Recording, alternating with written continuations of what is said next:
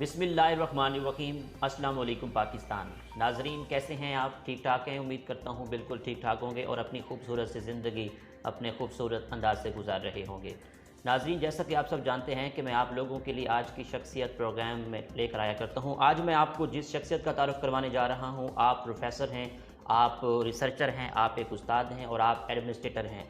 Professor doctor मुकर्रम अकबर साहब हमारे साथ मौजूद हैं, chairman department of political science, Bahauddin Zakariya University Multan.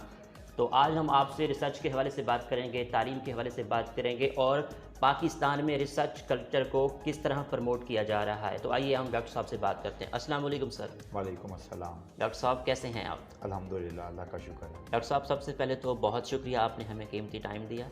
आपका बहुत शुक्रिया कि आपने इतनी अहम मौजू पर बात करने के लिए मुझे इनवाइट किया। डॉक्टर साहब, हम तालीम के हवाले से बात करें तो आपने अपनी इब्तदाई तालीम कहाँ से हासिल की और आपका तालीमी सफ़र कैसे रहा? बिल्कुल जी, मैंने अपनी इब्तदाई तालीम मुख्तलिफ़ स्कूल से हासिल की। वालिद साहब की पोस्टिंग के सिलसिले में हम मुख्तलिफ़ शहर में रहे, कभी फैसलाबाद, कभी बिहाड़ी, कभी लिया। तो जो मेरी एफएससी है वो मुल्तान पब्लिक स्कूल से है। फ़र्स्ट ईयर मैंने की थी जो गवर्नमेंट कॉलेज फैसलाबाद है, उस वक्त उसको गवर्नमेंट कॉलेज धोबी घाट कहा जाता था। अब आजकल वहाँ पर गवर्नमेंट कॉलेज यूनिवर्सिटी है। फिर जहाँ से मैंने बीए किया वो उस वक्त गवर्नमेंट कॉलेज था जो आज एमरसन यूनिवर्सिटी है। मास्टर्स मैंने किया बहाउद्दीन यूनिवर्सिटी से इंटरनेशनल रिलेशन में और अल्हम्दुलिल्लाह मेरी पहली पोजीशन थी, मैं गोल्ड मेडलिस्ट था। उसके बाद मैंने पीएचडी की है ग्लासगो से, स्कॉटलैंड, यूनाइटेड किंगडम से।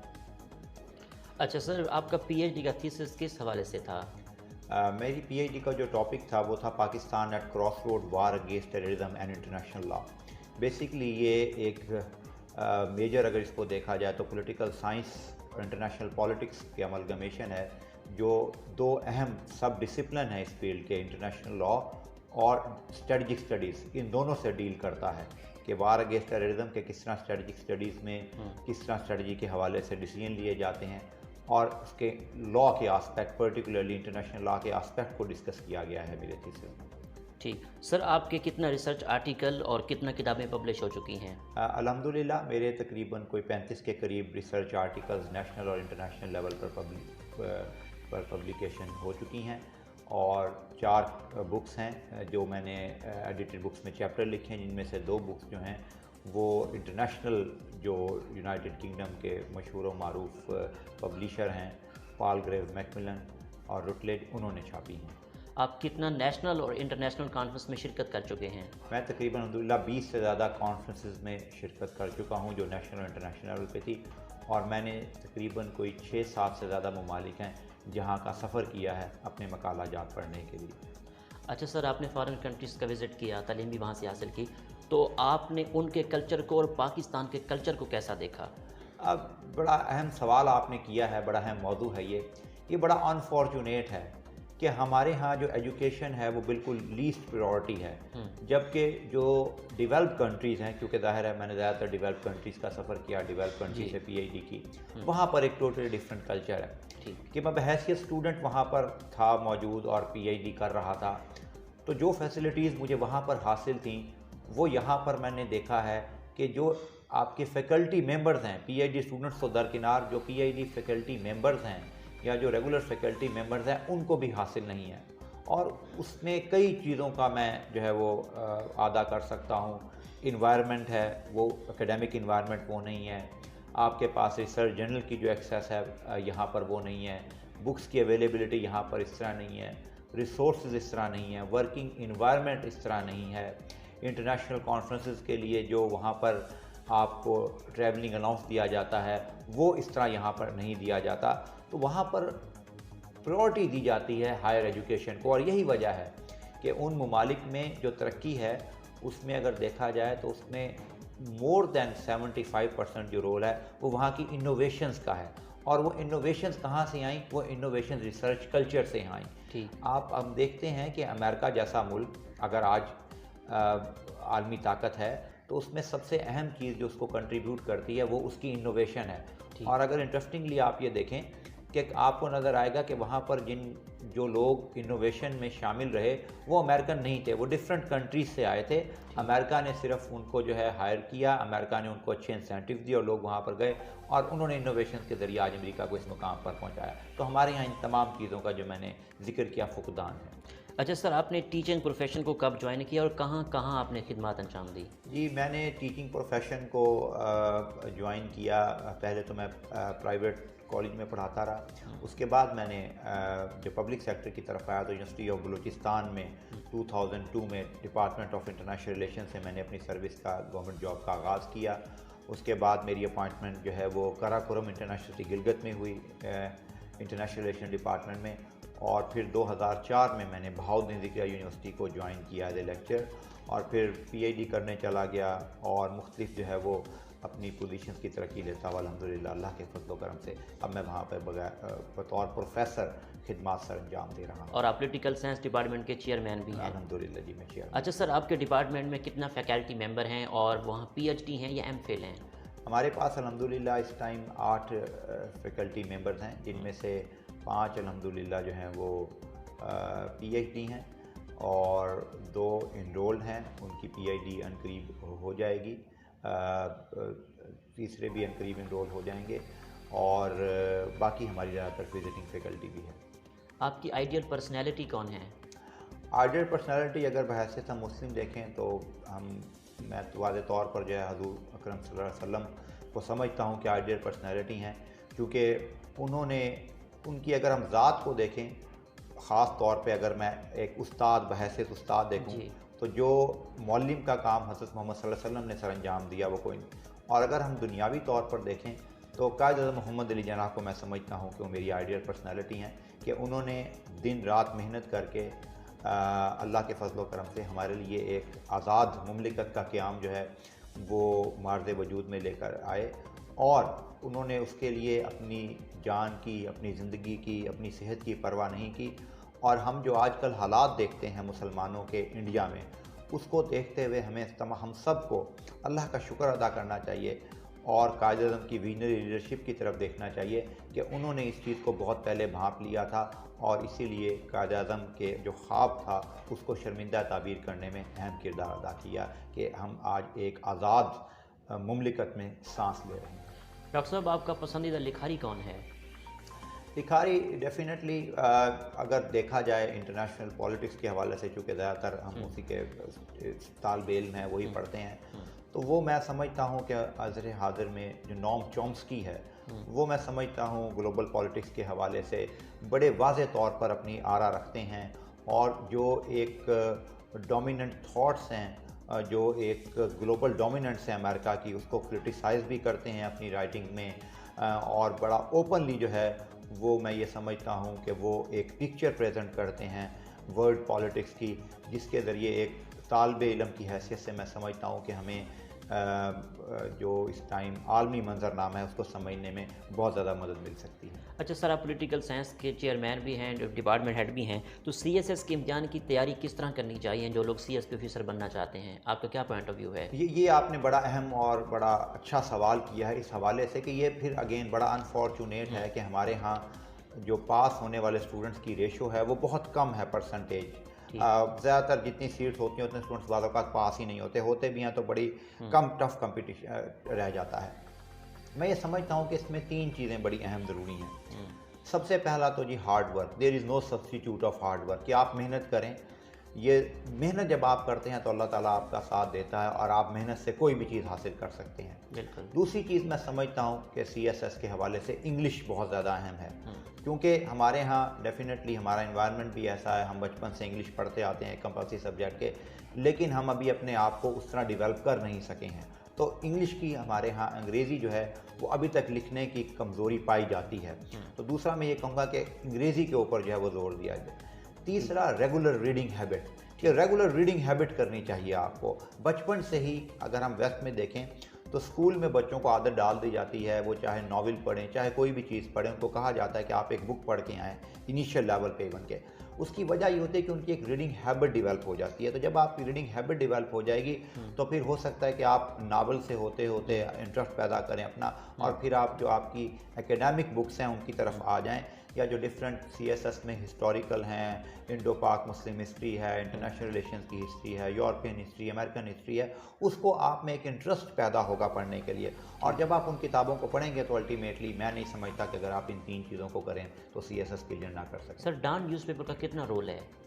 डॉन न्यूज़पेपर बड़ा अच्छा है, ख़ास तौर पे 2 चीज़ें मैं कहना चाहता हूँ जी। एक डेफिनेटली वही जो मैंने बात की रीडिंग स्किल, कि आपकी रीडिंग स्किल को बढ़ाता है। दूसरा आपको वो ये बताता है कि जो आपका डिफरेंट वर्सटाइलिटी है लिखने वालों के, लिखारियों की, क्योंकि जो लेटेस्ट इश्यूज़ होते हैं, जब हम CSS की बात करें ख़ास तौर पे, तो उसमें पाकिस्तान अफेयर्स हो, इंटरनेशनल रिलेशंस हो या करंट अफेयर हो, ये 3 बड़े मेजर पोर्शन हैं, और ये तीनों मेजर पोर्शन आपके कॉन्टेम्प्रेरी अफेयर से डील करते हैं। और जो लिखारी हैं जो उसमें कंट्रीब्यूट करते हैं वो काफ़ी रिसर्च के बाद, काफ़ी मेहनत के बाद उसमें लिखते हैं। प्रोफेसर्स यूनिवर्सिटी के जो हाजिर सर्विस हैं या रिटायर हैं वो उसमें लिखते हैं। तो ये समझता हूँ मैं कि वो काफ़ी हद तक जो है वो रोल प्ले कर सकता है, लेकिन कम्प्लीटली उस पर रिलाई करना जो है वो भी मुमकिन नहीं है। वो हेल्प आउट, आप कह लें कैटलिस्ट का काम कर सकता है। ठीक सर, पाकिस्तान का बाशहूर शहरी सियासी निज़ाम में किस तरह अपना किरदार अदा कर सकता है? ये भी एक बड़ा चुभता हुआ सा सवाल मैं कहूँगा, क्योंकि पिछले 74 सालों से जब से पाकिस्तान आज़ाद हुआ है, हम इस कश्मकश में रहे कि एक जमहूरी दौर है, कभी डिक्टेटरशिप है, फिर एक पार्शियल डेमोक्रेसी है, फिर कंट्रोल डेमोक्रेसी है। देखिए, जमहूरियत बड़ा खूबसूरत निज़ाम हुकूमत है, लेकिन उसमें सबसे अहम, हम ये बाद में मैं समझता हूँ बहैसियत एक तालिब इल्म सियासियात के, कि ये बहुत बाद की बात आती है कि हम ब्यूरोक्रेसी को, इस्टेब्लिशमेंट को, पॉलिटिशियंस को ब्लेम करें। सबसे पहले ज़िम्मेदारी जो है वो बाशऊर शहरी के, जो आपने बात की, वो हमारे ऊपर आती है ज़िम्मेदारी, कि हमें एक बाशऊर शहरी के तौर पर चीज़ों को एनालाइज करना चाहिए। हमें ये देखना चाहिए कि कौन सी पॉलिटिकल पार्टी में डेमोक्रेसी है, कौन सी पॉलिटिकल पार्टी सही मानों में लोगों को रिप्रेजेंट करती है, कौन सी पॉलिटिकल पार्टी में ग्रॉस रूट लेवल से लेकर अपर लेवल तक, हर हायरार्की तक लोग मौजूद हैं जो लोगों की बातों को सुनते हैं। क्योंकि डेमोक्रेसी का मतलब ये है कि लोगों की राय को अहमियत दी जाए, लोगों के मसाइल को उजागर किया जाए। लेकिन ये बड़ा अनफॉर्चुनेट है, हमारी बदकिस्मती है कि हमारे यहाँ आवाम इन चीज़ों पर तवज्जो देती ही नहीं है। हमारे यहाँ आवाम एक सतही सी सोच रखकर और लोगों को वोट देती है। कभी एक तरफ अमेरिका में ये कहा जाता है कि बीवी बदलना आसान है, लेकिन पॉलिटिकल पार्टी को बदलना बहुत मुश्किल है। वो आपसे 100 इख्तलाफात करते हों इंडिविजुअल से, लेकिन उनकी पॉलिटिकल पार्टी की जो लाइंस हैं उनसे वो इख्तलाफात नहीं करते। क्यों? क्योंकि वो रियल डेमोक्रेटिक सेंस में लोगों की आरा को अहमियत देते हैं और लोगों के मसाइल जो होते हैं रियल, उनको एड्रेस करने की कोशिश करते हैं। ठीक डॉक्टर साहब, हायर एजुकेशन को किस तरह की पॉलिसियाँ लानी चाहिए जिससे पाकिस्तान में निज़ाम तालीम में बेहतरी लाई जा सके? एज एक्सपर्ट्स क्या कहेंगे आप? बिल्कुल आपने सही कहा। जिस तरह मैंने पहले इब्तिदा में अपने कहा था कि हायर एजुकेशन बड़ा अहम लाजमी जुज़ है किसी मुल्क की तरक्की का। अगेन ये बड़ा अनफॉर्चुनेट है कि हम जो पॉलिसियाँ बनाते हैं वो बड़ी शॉर्ट टर्म होती हैं। हमारे यहाँ जो भी हायर एजुकेशन में या जो भी हमारे यहाँ पॉलिसी मेकिंग में आते हैं वो बड़ा शॉर्ट साइटेड, मैंने देखा अनफॉर्चुनेटली, निगाह रखते हैं कि 2 साल, 3 साल, 4 साल, 5 साल उनका जो टेन्योर है उस दौरान वो क्या कर सकते हैं। वो ये नहीं देखते कि कोई ऐसी पॉलिसी बनाई जाए जिसका लॉन्ग लास्टिंग इम्पैक्ट हो।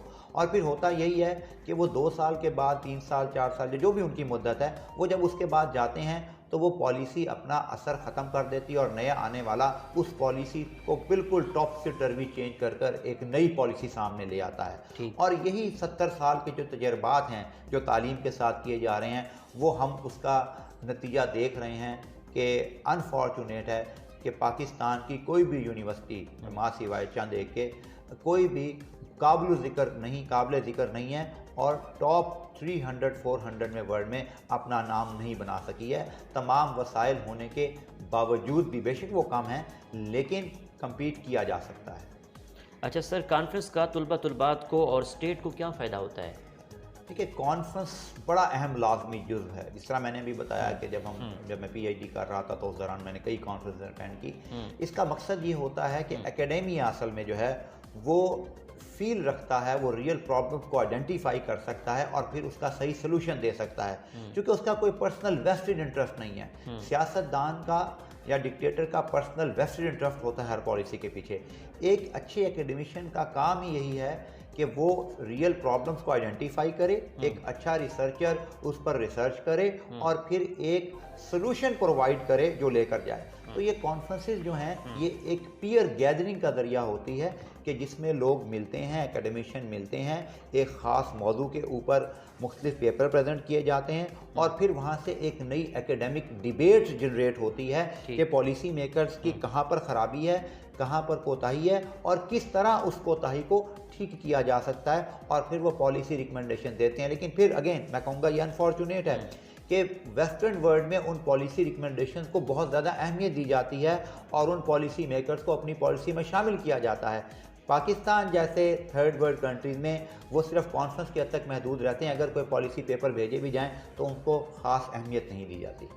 ठीक। अच्छा सर, एक अच्छे उस्ताद और ट्रेनर में, एडमिनिस्ट्रेटर में क्या खूबियाँ होनी चाहिए? देखें, सबसे पहले तो मैं ये समझता हूँ कि अच्छा उस्ताद को रोल मॉडल होना चाहिए। रोल मॉडल से मुराद ये है कि उस्ताद जो है वो एक पैगम्बरी पेशा है। अगर उस्ताद खुद रोल मॉडल नहीं है तो बच्चे उससे क्या सीखेंगे? अगर वो टाइम पर क्लास में नहीं जा रहा, अगर वो वक्त पर क्लास पे नहीं जा रहा, अगर वो बच्चों की तरबियत सही नहीं कर रहा। तरबियत से मुराद मेरा मकसद ये है कि सिर्फ आप जाकर उनको सब्जेक्ट का ना बताएं, बल्कि हम चूँकि उनके लिए रोल मॉडल हैं तो हम उनको इखलाकियात के हवाले से ही बताएं। जब हम खुद अखलाकियात पे अमल नहीं कर रहे होंगे तो बच्चे हमसे क्या सीखेंगे? अल्टीमेटली हमें गलत मैसेज देंगे। अच्छा, ये ज़्यादा जिम्मेदारी मैं समझता हूँ जो स्कूल के टीचर्स हैं उन पे हैं, क्योंकि यूनिवर्सिटी में जो बच्चा आता है वो रॉ मटेरियल नहीं होता, वो होता है जिसकी आदत पुख्ता हो चुकी होती है। स्कूल के उस्ताद की बहुत ज़्यादा जिम्मेदारी, और यही वजह है कि आप देखें वेस्टर्न स्टेट्स में जो स्कूल के उस्ताद हैं उन पर बड़ी तवज्जो दी जाती है कि उन्होंने एक किरदार साजी करनी है बच्चे की। लेकिन किसी हद तक जब वो यूनिवर्सिटी में आता है उसको चलें, अगर वो पुख्ता जहन हो भी गया तो उसको किसी न किसी तरह थोड़ा सा मोल्ड किया जा सकता है। जहाँ तक एडमिनिस्ट्रेटर की बात है, एडमिनिस्ट्रेशन में आपको कैरेट एंड स्टिक की पॉलिसी अपनानी पड़ती है। आपको कहीं पर जो है वो इंसेंटिव भी देने होते हैं अपने कुलीग्स को, अपने सबऑर्डिनेट को। आपको एक ऐसा कंड्यूसिव इन्वायरमेंट भी पैदा करना पड़ता है। लेकिन ये फिर अगेन अनफॉर्चुनेट है कि हमारे यहाँ लोग उस कंड्यूसिव इन्वायरमेंट या उन इंसेंटिव को टेकन फॉर ग्रांटेड लेते हैं और अपनी जिम्मेदारियों उस तरह अदा नहीं कर सकते। लेकिन वहाँ पर ज़रूरत होती है फिर कि कुछ सख्ती भी की जाए और एडमिनिस्ट्रेटर कुछ मामलात में सख्त हो और उन मामलात में बिल्कुल भी नरमी का मुजाहरा ना करे, ताकि डिसिप्लिन कायम हो। क्योंकि डिसिप्लिन के लिए सिर्फ नरमी भी नहीं चलती और डिसिप्लिन के लिए सिर्फ सख्ती भी नहीं चलती। ये दोनों का कम्बिनेशन से आप एक अच्छा जो है वो डिसिप्लिन डिपार्टमेंट हो, यूनिवर्सिटी हो या स्टेट हो, तो चलाना ज़रूरी होता है। ठीक। सर, गुड गवर्नेंस लाने के लिए पाकिस्तान में क्या इक़दाम करने चाहिए? अब पाकिस्तान में अगर देखा जाए तो मैंने जिस तरह पहले भी बताया कि हम 73 साल से तजर्बात के ही नज़र किए जा रहे हैं पाकिस्तान को। अनफॉर्चुनेटली गुड गवर्नेंस में दो चीज़ें बहुत ज़्यादा अहम हैं। सबसे पहला है कि identify the root cause of the problem, कि हम जब प्रॉब्लम देखते हैं हम उसके रूट कॉज तक जाते ही नहीं। हम कोशिश करते हैं कि कैंसर का जो मरीज़ है उसको सर दर्द की गोली से ठीक कर लिया जाए। हम उस कैंसर की तशखीस तक पहुंचते ही नहीं हैं कि वो है किस वजह से, क्योंकि अनटिल अनलेस हम उस प्रॉब्लम तक पहुंचेंगे नहीं तो हम उसको रिजॉल्व कैसे करेंगे। फॉर एग्जांपल मैं एक छोटी सी एग्जांपल देता हूं जो इकोनॉमी के हवाले से है, वो टैक्स कलेक्शन की है। कि हमने कई हुकूमतें आई, उन्होंने अपने अपने तजर्बात किए, लेकिन हम इन तमाम तजर्बात के बावजूद टैक्स कलेक्शन में बहुत पीछे हैं। हमारे यहाँ टैक्स इन्वेजन हो रही है, हमारे यहाँ नहीं हो रही, और उसमें सिर्फ छोटा बड़ा नहीं हर तबका जो है वो टैक्स इवेजन कर रहा है। सिर्फ एक तनख्वाहदार तबका ऐसा है कि चूँकि उसकी सैलरी से आउटसोर्स डिडक्शन हो जाती है, इसलिए आउटसोर्स डिडक्शन की वजह से उसकी तो कटती है तनख्वाह में से टैक्स, बाकी नहीं देते। हम कोई ऐसा मरबूत निज़ाम नहीं ला सके, और इसके लिए मैं नहीं समझता कि हमें कोई बहुत ज़्यादा साइंस की ज़रूरत है। इसके लिए एक ही चीज़ चाहिए, वो हमारी इंटेंशन है, और वो इंटेंशन हमारी होनी चाहिए विदाउट बायसनेस। अगर मैं ये कहूँगा कि ए, बी और सी तीनों पर टैक्स जो है वो बराबर लगता है और तीनों से बराबर लेना चाहिए, लेकिन सी या मेरी पॉलिटिकल पार्टी को स्पॉन्सर कर रहा है या मेरी पॉलिटिकल पार्टी का अहम बंदा है, इसको मैं वेव ऑफ करना चाहता हूं और ए और बी से लेना चाहता हूं, यहां पर फिर प्रॉब्लम क्रिएट हो जाता है। जब आप सी को एग्जाम्प्ट करेंगे तो हो सकता है फिर बी दूसरी पॉलिटिकल पार्टी को स्पॉन्सर करता हो, वो वहां पर उसको एग्जाम्प्ट करने की कोशिश करेगा। और ये मैं समझता हूं कि अनफॉर्चुनेट है कि पिछले 70 सालों में जो एक मखसूस तबका है, आप देख लें कोई भी गवर्नमेंट हो, वो तबका रूल कर रहा है। वो चाहे एक पॉलिटिकल पार्टी है, चाहे बी पॉलिटिकल पार्टी है, चाहे सी पॉलिटिकल पार्टी है। यहाँ नाम लेना मैं मुनासिब नहीं समझता हूँ, जाहिर हम सारे शोरमद अवाम है। आप देखें कि वो पावर कॉरिडोर में वो लोग मौजूद हैं और फिर वो कहते हैं जी पिछलों का किया धरा है। पिछलों में भी जब देखेंगे आप पिछले हिस्ट्री में जाकर तो आपको नजर आएंगे कि पिछलों में तो वो डिसीजन मेकिंग में शामिल थे।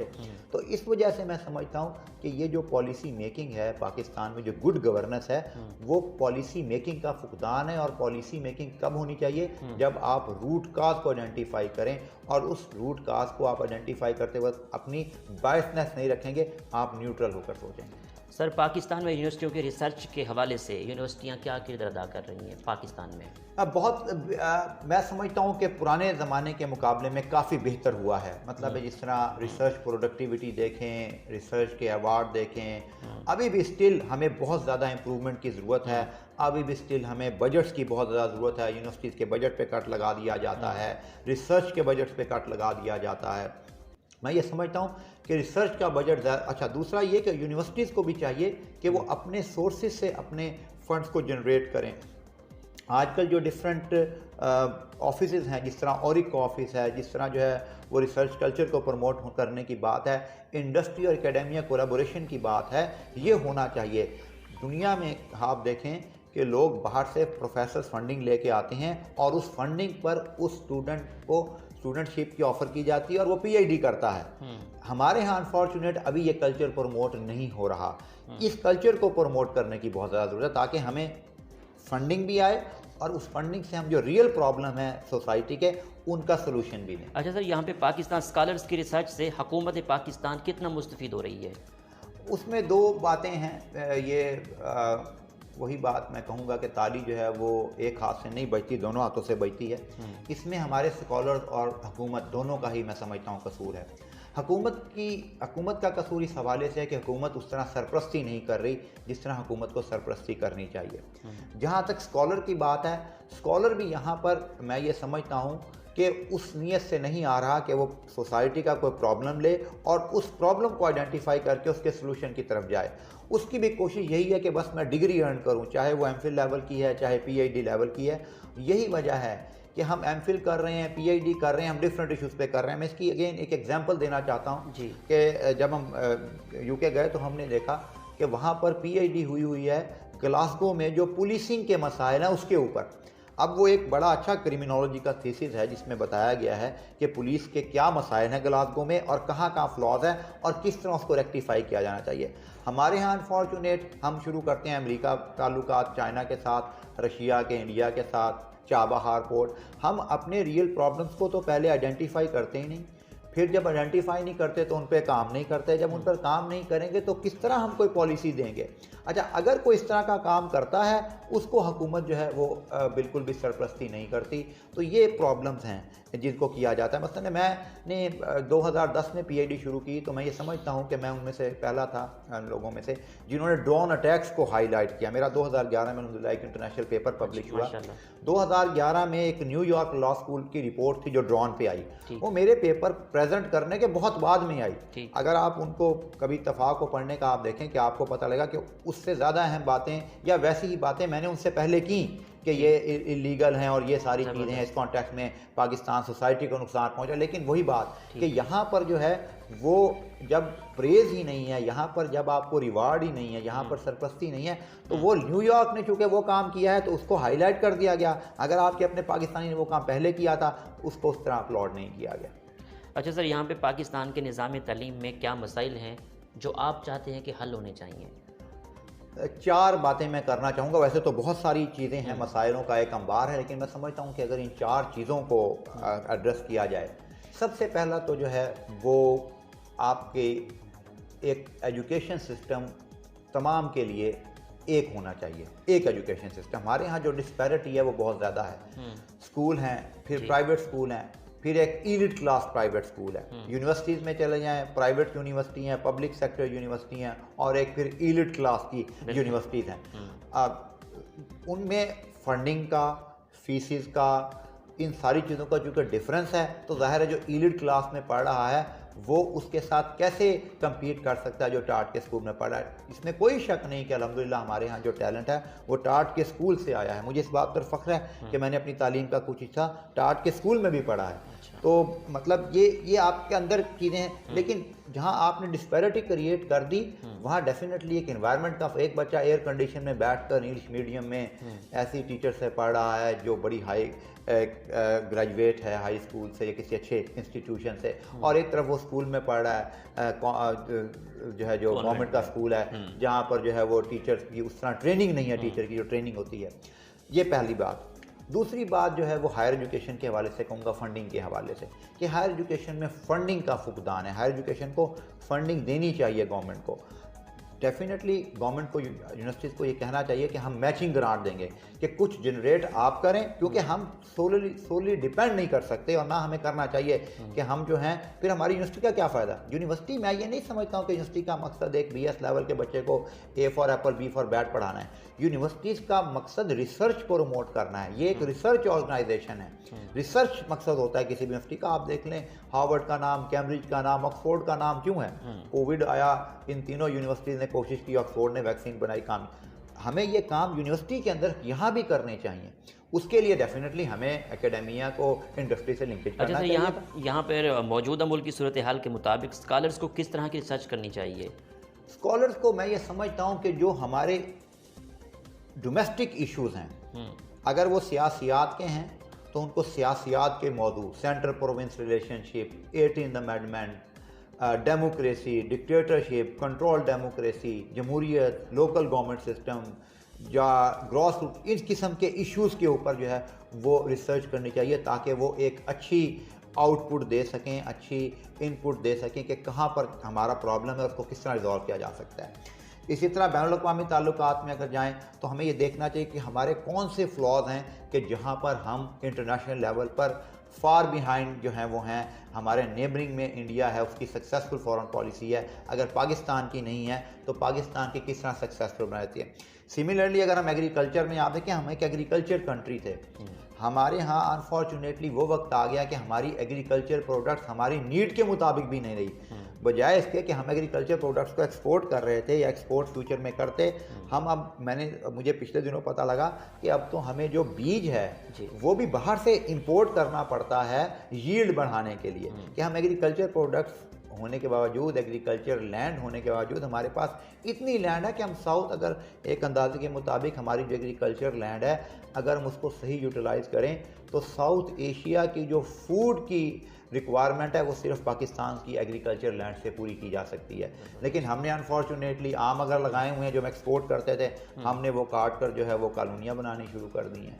हमने एक तरफ कहा है जी दरख्त लगाएं, लेकिन दूसरी तरफ हम दरख्त काट रहे हैं। हम इन्वायरमेंट को चेंज करना चाह रहे हैं, लेकिन दूसरी तरफ हम उस तरह पॉलिसी को सस्टेनेबल डेवलपमेंट की तरफ नहीं लेके जा रहे। तो ये सारे वो फ्लॉज हैं कि जो सारे वो प्रॉब्लम हैं जिन पे मैं समझता हूँ कि रिसर्चर को रिसर्च करनी चाहिए। अगर एग्रीकल्चर, देखिए एग्रीकल्चर में पता लगता है जी एग्रीकल्चर में 100 इम्पैक्ट फैक्टर हो गया। मैं ये समझता हूँ वो इम्पैक्ट फैक्टर या वो इम्पैक्ट जब देखना, एक हमारे यहाँ ये भी ये दौड़ जो है ना इम्पैक्ट फैक्टर की, रिसर्च पेपर की जो हम पर इम्पोज कर दी गई है, वो भी गलत है। कि हम आप देखें वेस्ट में प्रोफेसर बन जाते हैं, उनके शायद 5 आर्टिकल होते हैं, लेकिन वो 4-5 अच्छी किताबें लिखते हैं और वो प्रोफेसर। हमारे यहाँ ये कहते नहीं 15 लिखें 20 लिखें, वो फिर हम जो है वो पब्लिश और पैरिश के चक्कर में पड़े हुए हैं कि या पब्लिश करें या पैरिश हो जाएं। फिर पब्लिकेशन में हमारी वो क्वालिटी का मेयार नहीं रहा, क्योंकि हमें एक दौड़ में लगा दिया गया। क्वालिटी जब होगी तो क्वांटिटी आपको थोड़ी सी कम करनी पड़ेगी। अगर आप क्वांटिटी बढ़ाने की तरफ जाएंगे तो डेफिनेटली आपको क्वालिटी पे कंप्रोमाइज़ करना पड़ेगा। तो डेफिनेटली स्टूडेंट्स को मैं ये समझता हूँ कि जो लोकल रिसर्चर हैं उनको लोकल प्रॉब्लम्स को आइडेंटिफाई कर उन पर रिसर्च कर पॉलिसी मेकिंग की तरफ देना चाहिए, अपना कंट्रीब्यूशन देना चाहिए। आगे ये पॉलिसी मेकर का काम है, उससे वो फ़ायदा उठाते हैं। ठीक सर, पाकिस्तान की खारजा पॉलिसी और पाकिस्तान के दूसरे मुल्कों के साथ कैसे ताल्लुकात हैं, आप एज एक्सपर्ट्स क्या कहेंगे? देखें अयूब ने बहुत पहले कह दिया था फ्रेंड्स नॉट आफ्टर में बैगर्स आर नॉट चूज़र। मुझे ये वर्ड यूज़ करते बड़ा अजीब सा भी लग रहा है, लेकिन ये बड़ा अनफॉर्चुनेट है कि हम जब अपने नेशनल इंटरेस्ट को सामने नहीं रखते ना, जिस तरह मैंने पहले कहा पर्सनल इंटरेस्ट को सामने रखते हैं, तो हमें फिर कंप्रोमाइज़ करना पड़ता है कई चीज़ों पे, क्योंकि हमारा पर्सनल इंटरेस्ट सामने आ जाता है। वो चाहे कोई पॉलिटिकल पार्टी है, चाहे कोई पॉलिटिकल लीडर है, अनफॉर्चुनेटली पिछले कई सालों से जब से पाकिस्तान एक आज़ाद मुमलिकत के तौर पर मार्ज़ वजूद में आया, वो पर्सनल इंटरेस्ट को सामने रखते रहे, नेशनल इंटरेस्ट को सामने नहीं रखा। और फिर उन बड़ी ताकतों ने उससे नतीजा ये अखज़ किया कि आप पर्सनल इंसेंटिव्स इनको दें और नेशनल इंसेंटिव्स के ऊपर ये बात नहीं करेंगे। आप जब पर्सनल इंटरेस्ट नहीं होगा, जब आप नेशनल इंटरेस्ट की बात करेंगे, तो फिर जो आपके मुकाबले में है, चाहे वो कितनी ही बड़ी ताकत क्यों है, उसको फिर आपके साथ आकर नेशनल इंटरेस्ट पर बात करनी पड़ेगी। लेकिन जब आप ये कहेंगे कि मुझे नेशनल इंटरेस्ट को सेक्रीफाइस करना पड़ता है, तो मैं करूँ अपना पर्सनल इंटरेस्ट सिक्योर करूँ। ये अनफॉर्चुनेट है कि किसी भी मुल्क की खारजा पॉलिसी में जो सबसे बड़ी बैकबोन होती है, वो उसके ऑब्जेक्टिव्स ऑफ फॉरेन पॉलिसी होते हैं, वो उसके मकासद होते हैं, गोल होते हैं जो उसने अचीव करने होते हैं। हम आज तक उन अपने ऑब्जेक्टिव्स को डिफ़ाइन ही नहीं कर सके। हम कभी कहते हैं कि अफ़गानिस्तान में जो है वो हमने एक मखसूस ग्रुप है, वहाँ पर उसको परवान चढ़ाना है और हमने वहाँ पर अपने दोस्त को बनाना है। एक तरफ हम थोड़ी देर बाद यू टर्न लेते हैं और हम कहते हैं नहीं, इसको हमने ये हमारे लिए फ़ायदा मंद नहीं है। एक तरफ हम यू टर्न लेते हैं कि हम जो है वो कश्मीर पर इतने स्ट्रॉन्ग हो कि हम इंडिया से जंग कर लें। फिर हम यू टर्न लेते हैं कि नहीं, हमें कश्मीर पर इंडिया के साथ जो है वो कोई बारगेनिंग चिप यूज़ करनी चाहिए, कोई कंप्रोमाइजिंग की सिचुएशन। यानी कि हम पिछले 73 सालों में इस कश्मकश से बाहर नहीं निकले, हमारा क्लियर ऑब्जेक्टिव ही नहीं है। क्योंकि देखिए, मेरा ऑब्जेक्टिव है कि मैंने डॉक्टर बनना है और मैं फर्स्ट ईयर में जाऊँ और जाकर मैथमेटिक्स पढ़नी शुरू करूँ, फिर मैं को नहीं यार मेडिकल पढ़ता हूँ, फिर मैं मेडिकल पढ़ूँ, 2 महीने बाद को नहीं यार ये मुश्किल है। ये मैंने एक सिंपल सी एग्जांपल दी है। तो अल्टीमेटली ना वो इंजीनियर बनेंगे ना डॉक्टर। सिमिलर हमारे साथ यही हो रहा है 73 सालों में कि हम एक पॉलिसी अडॉप्ट करते हैं फॉर द टाइम बिंग, दूसरा रूलर आता है 2 साल के बाद, वो कहता नहीं यार ये पॉलिसी ठीक नहीं है, ये पॉलिसी है। आप देखें, आपको जब आप दुनिया के बड़े बड़े जो मुबाहिसे हैं इलेक्शन के, उनको आप सुने, वो अपनी बात करते हैं, कभी किसी दूसरे पर तनकीद नहीं करते। लोगों को पता है ये एक जमहूरियत पसंद जो माशरा है, उसमें लोगों को पता है कि किसने क्या किया, आपको अपना डिलीवर करना है। लेकिन हमारे यहाँ अनफॉर्चुनेट है कि हम जब बात करते हैं तो हम बात दूसरे की तरफ से शुरू करते हैं कि उसने ये कर दिया, उसने ये कर दिया। मैं ये समझता हूँ हमें ये बताना चाहिए कि मैंने ये कर दिया। अगर आप समझते हैं कि ये ठीक है तो मैं आपके सामने हूँ, अगर आप नहीं समझो तो मेरी अकाउंटेबिलिटी करें। लेकिन हम कहते हैं जी फ़लाँ ने ये किया, फ़लाँ ने ये किया, फ़लाँ ने ये किया, अपनी बात करते नहीं और बात वहाँ पे ख़त्म हो जाती है। तो ये मैं समझता हूँ कि हमारी खारजा पॉलिसी में भी एक बहुत बड़ा फ्लॉ है। और अगर हम अपने ऑब्जेक्टिव्स को आज सही तरह डिफ़ाइन कर लें, अपने 50 साल को आगे देखते हुए, कौमों की ज़िंदगी में 50 साल 100 साल की कोई अहमियत नहीं होती, कौमें हज़ारों साल जिया करती हैं। तो हम आज डिफ़ाइन कर लें कि कश्मीर पर हमने क्या करना है और यही करना है, ताकि हम फिर उसको बार बार चेंज ना करें। हम आज डिसाइड कर लें कि अफ़गानिस्तान के साथ हमने कैसे ताल्लुकात रखने हैं। ईरान हमारा, देखें, we can not change our neighbours. हम अपने नेबर्स को चेंज नहीं कर सकते। हमारे नेबर्स जो हैं वो वही रहेंगे। अब जो नेबर्स वही रहेंगे तो अल्टीमेटली हम कैसे कह सकते हैं कि हम जो है वो कभी ताल्लुकात ही से कैसे रखने, कैसे हमें अपने नेबर्स को सामने रखते अपनी फॉरेन पॉलिसी, खारजा पॉलिसी बनानी चाहिए। सर, अगर ट्रैवल के हवाले से बात करें तो ट्रैवल करना कितना पसंद है आपको? मुझे ट्रैवल करना बहुत पसंद है। I love travelling. मैं बहुत ट्रैवल करता हूँ नॉर्दर्न एरियाज़ में, और ख़ास तौर पे जब मैं बाहर रहा तो मैंने बताया मैं मुख्तलिफ ममालिक में जाता रहा कॉन्फ्रेंस के हवाले से, फिर मैं वहाँ ट्रैवलिंग भी करता था। और ये जो नेचर है ये इंसान को बड़ा कुछ सबक भी देती है और अट्रैक्ट भी करती है। ट्रैवलिंग से क्या चीज़, क्या आइडियाज़ अखज़ करते हैं? देखिए, जो एक अच्छा रिसर्चर है उसमें सबसे अहम चीज़ जो होनी चाहिए वो उसकी ऑब्जर्वेशन होनी चाहिए। जब आप ट्रैवल करते हैं तो आप चीज़ों को ऑब्जर्व करते हैं। उन ऑब्जर्व में डेफिनेटली आपको डिफरेंट कल्चर्स नज़र आते हैं कि स्कॉटलैंड में कैसा कल्चर है, वियना में कैसा कल्चर है, तुर्की में कैसा कल्चर है, लोग कैसे बिहेव करते हैं। अगर वहाँ पर सफाई है तो उसके पीछे रीज़न क्या है। अगर वहाँ पर लोग कानून को फॉलो कर रहे हैं, वहाँ कौन सी रीज़न है जो लोग कानून को फॉलो कर रहे हैं। वो ट्रैवल का मकसद मैं ये समझता हूँ ऑब्जर्वेशन होनी चाहिए। अगर आप अच्छे ऑब्जर्वर नहीं हैं तो फिर उस ट्रैवल का कोई फ़ायदा नहीं। मैं समझता हूँ वो ट्रैवल आपकी ज़िंदगी में हुआ या ना हुआ बराबर ही है। वो ट्रैवल का फ़ायदा तब है जब आप चीज़ों को ऑब्जर्व करें, मुशाहिदा करें और फिर उनको कंपेयर करें आपस में मुख्तलिफ ममालिक के हवाले से, मुख्तलिफ कल्चर के हवाले से, मुख्तलिफ लोगों के हवाले से कि इसमें से कौन सी चीज़ बेहतर है और कौन सी चीज़ बेहतर नहीं है और उसको कैसे बेहतर बनाया जा सकता है। सर सारा दिन आप काम करते हैं, सारा दिन का जायज़ा लेते हैं और दिन की मसरूफियत क्या रह जाती है आपकी? बस दिन में चूँकि हम एकेडमिक एक्टिविटीज़ भी होती हैं लेकिन एडमिनिस्ट्रेटिव एक्टिविटीज़ भी बहुत ज़्यादा हेक्टिक होती हैं। अल्हम्दुलिल्लाह हमारे डिपार्टमेंट में 1000 के करीब स्टूडेंट्स हैं। स्टूडेंट्स के डिफरेंट मसाइल होते हैं, ज़ाहिर है उनसे नबर्द आज़मा होना, उनको सॉल्व करने की कोशिश करना। इसी तरह फिर क्लासेस हैं, ख़ास तौर पे कोविड में ये ऑनलाइन क्लासेस और ये तमाम स्टूडेंट्स के पास हमारे यहाँ वसाइल नहीं है, किसी के पास नेट का प्रॉब्लम है, किसी के पास फाइनेंशियल इशू हैं, तो इन चीज़ों से ज़्यादा जो है वो रहता है काम। फिर जब थोड़ा सा जो है वो फारिग वक्त मिलता है तो फिर अपने रिसर्च की तरफ जो है वो थोड़ी सी तवज्जो देते हैं कि डिफरेंट आर्टिकल्स लिख लिए पब्लिशिंग के लिए, डिफरेंट जो हमारे पीएचडी के या एमफिल के मेरे स्टूडेंट्स हैं सुपरवाइज जिनको मैं कर रहा हूँ उनकी रिसर्च पर काम कर लिया, या जो डिफरेंट क्या कह लें आप कोई कॉन्फ्रेंस है उसके लिए पेपर लिख लिया, कहीं पे प्रेजेंटेशन दे दी। और जब थोड़ा सा फुर्सत मिलती है तो फैमिली के साथ टाइम गुजारते हैं, या मैं कोशिश करता हूँ कि वीकेंड जो है वो फैमिली के साथ गुजारा जाए, क्योंकि ये भी एक बड़ा अहम है हिस्सा जो मैंने देखा कि अंग्रेज़ के कल्चर में कि वो वीकेंड को समझते हैं वीकेंड, वो अपने मोबाइल ऑफ करते हैं और उनके यहाँ जुमे को 5 बजे से और मंडे की सुबह 8 बजे तक का मतलब है कम्प्लीटली ऑफ। और ये वो कम्प्लीटली ऑफ है जो उनको पूरे हफ्ते के लिए तैयार करता है। हमारे यहाँ ये नहीं है, हम वीकेंड पे ज़्यादा काम करते हैं और अल्टीमेटली जब वर्किंग डेज होते हैं तो थके हुए होते हैं। तो ये मैं समझता हूँ कि हमें वो वीकेंड की तरह गुजारने चाहिए, इंजॉय करना चाहिए, और कभी कभार जो है वो क्रिकेट खेल लेते हैं। ठीक, इन फ्यूचर आपके क्या प्लान्स हैं? डेफिनेटली मैं ये चाहता हूँ कि मैं अपने मुल्क के लिए कुछ कर सकूँ। मैं इस एकेडमिक वर्ल्ड में हूँ तो मैं कोई ऐसी रिसर्च प्रोड्यूस करूँ, मैं कोई ऐसी किताब लिख सकूँ जिससे मेरे मुल्क को कोई फ़ायदा हो सके। ख़ास तौर पे जो मेरा इरादा है वो मैं एजुकेशन सेक्टर, चूँकि मेरा फील्ड है तो मैं कोशिश है मेरी कि मैं एजुकेशन के हवाले से कोई ऐसी किताब, कोई ऐसा लिखूं कि जिसमें जो मेरी ऑब्जर्वेशन है, चूँकि मैं डिफरेंट एडमिनिस्ट्रेटिव पोजीशंस पे रहा तो मेरा जो ऑब्जर्वेशन थी, जो पॉलिटिकल रोल होता है लोगों का, पॉलिटिकल इन्फ्लुएंस होता है यूनिवर्सिटीज़ में, पब्लिक सेक्टर में, मैंने उसको भी ऑब्जर्व किया। मैंने एक्सटर्नल प्रेशर को भी देखा, स्टूडेंट पॉलिटिक्स को भी देखा, मुख्तलिफ उसके अंदर होते हुए, एडमिनिस्ट्रेटिव पोजीशन में होते हुए। तो मेरी ये ख्वाहिश है कि मैं उन चीज़ों को एक किताब की शक्ल में सामने लाऊं ताकि मेरे उस एक्सपीरियंस से हो सकता है स्टूडेंट्स भी इस्तिफ़ादा हासिल करें और पॉलिसी मेकर्स को भी शायद कोई फ़ायदा हो ताकि वो फ्यूचर जनरेशन के लिए काम आ सके। अच्छा सर, आखिर में कोविड-19 के हवाले से और आप अपने डिपार्टमेंट के फैकल्टी मेंबर्स को आखिर में क्या पैगाम देंगे? देखिए, कोविड-19 एक ऐसा प्रॉब्लम है जिसमें तमाम दुनिया जो है वो फेस कर रही है, लेकिन मैं ये समझता हूँ कि अच्छा इंसान या कामयाब इंसान वही है कि जो वक्त और हालात को देखकर उसके मुताबिक अपनी जो एक्टिविटी है उसको कंटिन्यू करे। तो मैं ये समझता हूँ कि इसमें घबराने की हमें ज़रूरत नहीं है, हमें नई टेक्नोलॉजी से इस्तिफ़ादा हासिल करने की ज़रूरत है।